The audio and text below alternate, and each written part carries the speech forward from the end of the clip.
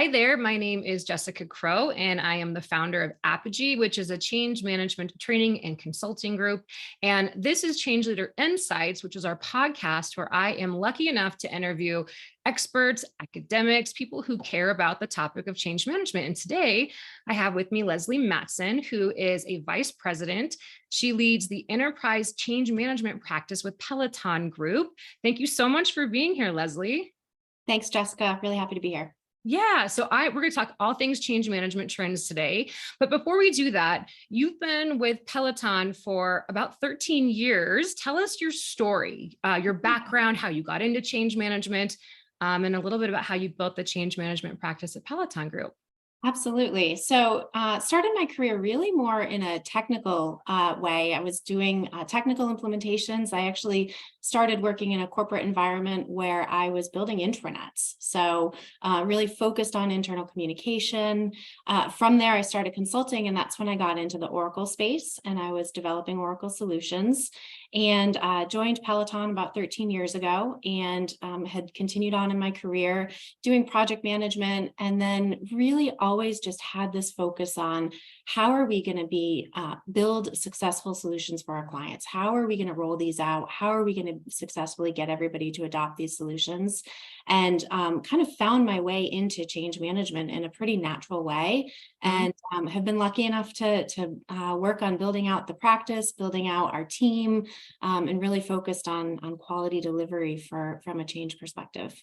Yeah, that is great. So I've been we've been connected for a while, and seeing your story and knowing your story, it's been really fun to get to know you and hear about your background and all of the things that brought you into leading the change management function within Peloton Group. And so you've got a pretty good pulse on what's happening across your clients as you're, overseeing the team that's providing change management support for these digital transformations. So, kind of what are you seeing today? What are some of the common challenges that organizations are facing as it relates to digital transformations, which are happening all the time, everywhere? Right. Specifically what I'm seeing is, we have a set of clients who are looking to implement a SaaS solution. So software as a service. It's really a purpose-built solution that has all of the modern best practices built into the application. What that means is our clients have to shift the way that they're working in order to use these new modern best practices and really get into that future state. So, while the solutions are wonderful and they've been built so that you can implement in a faster timeline, you can get the return on your value really quickly, it does mean that there is work that has to go into changing the people and changing the way that they do their work. So really having that focus on people and business process is critical to the success of these programs. And, really thinking about it is, it's not just a technology implementation. You're changing your business processes and you're changing your people along the way in order to be fully successful with your implementation. What are some of the most important factors then when you're planning for a digital transformation? So building on what you just explained, what would you recommend to clients, to other consultants? What should they be thinking about in that planning process? Yeah, I always say change management starts day zero. I think that you really need to be thinking about the people and the impacts starting right from the beginning of the program. Oftentimes, we start with thinking about your metrics and what you're trying to change as an organization. Why are you doing this implementation? Why is it important to your organization? What are you, what are you doing with your people, and how are they going to be changing the way that they work? And getting that story written up front so that people don't even have the time or ability to create their own stories, right? You want to be driving the messaging. You want to be, pushing that messaging through the project team, through all of your impacted stakeholders throughout the course of the implementation, and allowing people to get in the boat and row along with you. They all need to know what that North Star is. They need to know, why it is that they're moving in a certain direction. And it's really critical to have those metrics defined early so that you can follow through and make sure that you're still on the right path. Yeah, no, that's such a great call out. Going back to something you said, though, because this comes up a lot with people I've interviewed, clients I've worked with, it's that bringing in the change management lead at day one. Now, does that mean in best practice in your mind, the second the investment is made? Is it when you're getting close to rollout? Like, what does that day one look like? Because as you know, there's ebbs and flows, even if you're configuring and working through user acceptance testing, all of those things. What do you think is that critical inflection point of inserting change management into the project? I think there should be an element of it, even pre-kickoff. So there Yeah. should be just, it doesn't mean that you're hiring a whole army of change managers before you kick off. It's just having the idea of of change management, and weaving that into your kickoff story. So Hmm. having that story kind of set from day one for your implementation team. And then, maybe you ramp down for a little bit, you come back again, and you're really building out the communication plan, and all of the communication that's going to go along with it, thinking about engagement and facilitating the engagement practices as best as you can throughout the organization. I am a huge proponent of change agent networks. I think Yeah. building out a network and having a network that's active and understands what's happening with the project, and they're really your eyes and ears on the ground. If you have different locations, different business units who are going to be using the system, you need to get the word out, and you want to get it out as organically as you can through their peers, through their networks, and the best way to do that really is to use a change agent network to do so. Yeah. What's interesting about the change agent network, and it's funny because, and I'm sure you've seen this too, nobody wants to be called a change agent. We have to give them a different name, even though like we know you're a change agent. But I've found that it's been a more effective tool or strategy with people working in distributed environments. If we were all together in the same space, you'd still want to have that. But now that people work in different locations, and that's always been the case, but more people are working home remotely. Have you found that too with your clients where, the emphasis on building those localized, hyper local relationships are even more important because of how spread out certain, clients can be?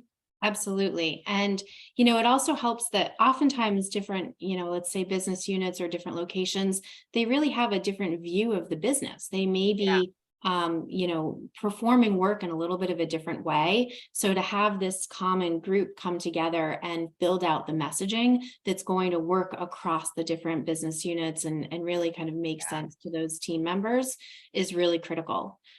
Something I've also experienced is people are a little bit nervous to start the change agent network too early because Yeah. they don't feel like they know enough about the program. They don't know what decisions are being made. Maybe there are some core decisions that still have to be made about how this solution is going to be You want to configured. be certain about things. And Yeah. exactly, they want to be so certain. And, I say to that, get started with what you know, get started getting into the routine, getting into the rhythm, and let them know that there are still open items to be decided. And maybe they're big open items, but Yeah. to bring them along this journey with you as early as you can is going to do nothing but, help you be more prepared in the future. Absolutely. And I see that time and again as well. And it's either that wanting to be certain. The other thing that comes up, and maybe you're seeing this too, is that they're worried they're going to get feedback that they can't do anything with. And it's all about that coaching and setting expectations early on throughout the process. Are you seeing that as well in terms of kind of the challenge and the opportunity, and not being afraid of bringing Right. those change agents in? Right, right. I think oftentimes people will say, well, I don't want to open up requirements. I don't want to hear what their Right. requirements are because we've already locked down our requirements. I would Yeah. say, let's hear their concerns and let's hear where they're coming from. And then we can work together to understand how are we going to approach this in the system, right? This is going to come up at some time. So let's Yeah. hear it. And then maybe there is a business process change, or maybe there is some, different way to train or different way to communicate what's coming to meet the needs. But let's not just block them out and say we don't want to hear from you, because obviously they're a part of your organization, and Yeah. it's important to get that feedback and hear what they have to say. And yeah, and it is, it's that's where change management has the value. It's, you may not be able to change the business process or what's happening, but that's where you level up how much change management, how much training, how much education that you're providing to those end users. And they're such a critical force, and they end up becoming the leaders of the change, the influencers within that change agent network that is so vital to the rollout and success of the project. One thing you'd mentioned too, related to success factors and coming up with KPIs at the outset, it's hard to do, as you know, at least for me, it's been hard because you have like lofty goals in terms of what you want to be able to measure. If you were to sort of kind of scale back and think about really what are the true success factors, or at least, at a minimum, what should you be looking at? What do you think you'd recommend to people watching this? Right. Number one thing to focus on in terms of success factor. Yeah. I mean, obviously for me from a change management perspective, I want to make sure that all of the employees who are impacted by the solution know how to do their job and can successfully do their job from day one. They aren't frustrated. They aren't misunderstanding what needs to be done. They've been fully trained. They know how to use the system. Ultimately, to me, if that happens, that is a success. Absolutely. On top of that, would I love to be able to measure all of these great metrics? Are we closing the books faster? Are we getting invoices out the door faster? Are we, days sales outstanding? Is it going down? So all of these great metrics that we gather up front that we know the business is focused on, it's wonderful to be able to come back and report out on how we're doing on all of those things. It is difficult to do, and it can be, it's process. Oftentimes we look at change management, we say, well, change management ends the day of go live. It's like, in order to measure everything and to come back to those KPIs, you really need to think about change management post go live. How are things going a month later, a quarter later, even a year later? And what improvements have we seen? Yeah, that's really where the adoption happens, is after go live. You might have that initial, everybody's using it, but then, are they going back to their default ways of working a month or two down the road? Are they creating workarounds because they just don't understand how to use the system? So yeah, it really is. It's up to that point, preparing, and then beyond that, that's really where it comes into play. Well, how can leaders ensure that, employees, as we think about everything we've talked about, how can a leader within an organization ensure, support their employees as they're figuring out how to use the system, that they're prepared for the changes that are coming down the pike? What are like one or two or three things that you'd recommend as a best practice, or something new that you're learning about or have seen work really well? Yeah. Certainly strong leadership is critical to the success of any program. We have to have those leads who understand what's coming, what's changing, why it's changing, to really lead the way. They need to be that person in the front saying, we need to keep moving towards this North Star. We have a reason for it. I think being willing and able to make difficult decisions. Yeah. Those leaders really need to have a focus on that. Changing people's day-to-day processes is difficult.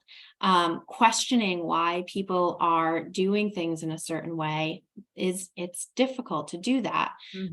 Somebody may have been doing the same process for 20 years and they just say, well, I've always done it this way. We need people to come in and say, but why? Why are you doing it this way? What can we do better? How can we make this more seamless for you so that you're not, whatever these processes are that may not fit to the modern state of the solution. And it's not only, and I'll let you finish in a second, but as you were saying that, it got me thinking about how it's not only understanding and asking that question, why are you doing it the way that you are, but it's having somewhat of empathy, compassion for, even if it's taking hours longer, it's more manual. There is some, people develop a sense of confidence when they are competent in their job. So even if you're saving them time and it's going to be more efficient and more accurate, there's that piece of, they'll get to there eventually, but having leaders understand that transit. Yeah. Exactly. Like it's hard because they have to give up that piece of what they were doing that made them confident and effective in their job. So. Right. It's muscle memory. People have been doing this for a long time. They know how to do it. They're comfortable in it. Yeah. And sometimes leaders can come in and say, well, just change. And I look to those Can't leaders you and see the say, benefits? Yeah. put the hat on of the person that's been doing this for a long time and understand what they're going to go through to change these processes, and take that empathetic view, to understand it's, maybe it's just do it. Maybe that is the answer, but there needs to be the bridge to get you there. How are you going to get all of these employees to change their way of thinking, and how are you Yeah. going to bridge that gap? Do you think there's room for leaders, or does it make sense to have leaders thinking more about what will employees do with their time, the newfound hours, or is that something that should happen organically? And the reason I ask that question is because I'm with the client right now and could use your advice, where they're going to be changing a process, reducing the amount of time it takes to do something. And in the client's mind, they're like, this is going to be great. They should be able to see the benefits of this. But I'm thinking, well, what are they going to do now? What are you going to do now with these resources you have? And I don't know if they're thinking that through all the way. So do you think that that's something that in change management, we should be coaching leaders to think more about that? Or is it, let the cards fall how they may? What do you think would be best? I certainly think that from the early days, even if the leaders don't know exactly how they're going to fill the time of the employees, they need to have the story down that they are going to find more value added activities for Yeah. those employees post go live, post implementation. And that story needs to be set from day one in the kickoff, in, early days. The leaders need to say, listen, we know things are going to be changing. We know jobs are going to be changing. We know that the time that you are allocating to certain activities right now will be changing, but we're going to be using time that we get back on these value added activities. Maybe it's more analytics, maybe it's more, whatever that looks like for them. And even if they don't have the specifics, at least giving people the confidence to help you make the decisions, because they know that their job isn't in jeopardy, and that they're, Right. there will be, there's something else that is going to be coming to them that will be helping them further their careers. Which is a very important message, I think, for people to hear as digitization of process continues, AI continues to have a presence. I mean, there's going to be more of manual human-led processes that are replaced by technology. So having that conversation and the way that you just explained it, and having leaders at least tee it up, is so great, because it does reduce that fear related to, well, now what? Right. Right. Which is so Right. important, because that, well, now what, leads to resistance of a really great solution. And it's not, doesn't really have to do with anything related to the solution. So thank you for saying that. If you're watching this, listening to it, take note. That's a really important component. One more question for you, Lesley, or did you want to build on that? I was just going to say, I love, there's a quote out there that I may get wrong here, but it's something to the effect of, whether you're communicating or you're not communicating, you're communicating, right? Yes. So whether you're saying it, you're not saying it, you're still giving a message. So Yeah. it's better to have that message up front, and communicate it the way that you want to, right? Yes. Because if you're not saying anything, then that's where the fear breathes. Yeah. That's where the fear comes from. And then people are less likely to adopt this new way of working, and more likely to get frustrated. So, recognize what's coming, and communicate. Yeah, they'll create the stories themselves otherwise, and it may not be the type of stories that are supportive to a accelerated adoption. So Exactly. yeah, no, that's a great quote. Thank you. Last question for you then is, what do you like best about change management? Oh, I think, it's every day I come into work and I have a different problem to solve. Yeah. People often think, well, don't you have a recipe card for change management? And I say, no, there's no recipe. We have, our methodology, and how we approach our work, but every single client is a little bit different. They have Mhm. culture of communication. They have a different culture of learning. They have a different culture of adoption. And to apply what we know as best practices, but be able to take from our clients and, really build out what that program is going to look like, that's going to meet their needs. I think that's really fun. Yeah, I agree with you. That is what makes this job fun. And it's pulling from your toolkit what makes sense, but having that overall framework. Funny enough, it's really interesting to see project managers get into change management because they're like, wait a second, where does this happen in the process? They're so linear with how they roll things out. No offense to change management, project managers, you're all lovely and wonderful, but and the ones that I've worked with have had, it's been an interesting shift in their mindset, how they think about it, and sort of leveraging what you just described is where they're getting to, which is good. Well, wonderful. Anything else you'd like to share with people who are interested in getting into change management, who are currently implementing technology changes? Any kind of final word of advice or anything you'd like to share? I think, you're welcome to look me up on LinkedIn. If you have Yes. questions, I'm open to answering questions. Certainly it's a wonderful career, and it's a wonderful discipline that is, I think, going to continue to just grow and change. And, it's an exciting place to be. So, if you're thinking about it, I'd say get into it. And if you have questions, I'm happy to answer them. Wonderful. Thank you so much, Lesley, for your time and for sharing your wisdom with Apogy's community. And Lesley is on LinkedIn, Lesley Mattson, Peloton Consulting Group. So yeah, thanks for everything today. Have a great rest of your day. Thanks, you too, Jessica. Bye.